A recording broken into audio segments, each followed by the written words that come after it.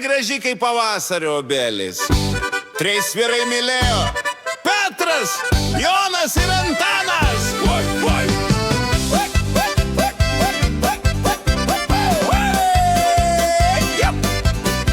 Petras dovanojo aukso žiedą ir naują tvorą. Jonas statė ją į namą su trimaukštais ir veranda. Antanas kas rytą nešė šiltą bandelę ir pieną, o ji visiems trim šypsojos vienodai gražiai. Joana, Joana, ką tu pasirinksi? Petras turi pinigų, Jonas gražų veidą.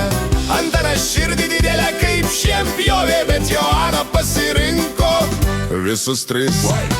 Per Joninės visi trys atėjo su gėlėmis prie ežero. Petras su kostiumu, Jonas su gitara, Antanas su šaltibarščiais. Jie atsistojo, nusišypsojo ir tarė ramiai: vyrai, aš jūs visus myliu, bet labiausiai myliu jūsų žmonas. Ačiū! Petras nualpo, Jonas išmetė gitarą, Antanas išpylė šaltibarščius. Pasirodo, Joana jau 15 metų kunigo sesuo.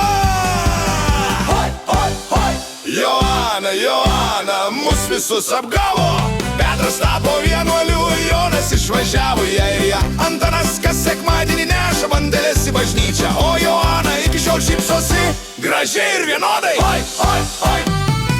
Tai va, broliai, meilės pamoka paprasta. Jei Joana graži kaip obelis, geriau mylėk iš tolo ir niekada nesinešk šaltibarščių pirmam pasimatymui.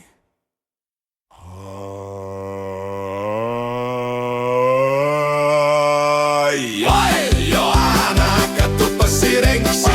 Petras turi pinigų, Jonas gražų veidą. Antanas širdį didelę kaip šienpjovė, bet Joana pasirinko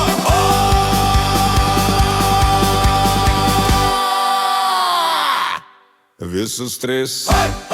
Joana, Joana, mus visus apgavo.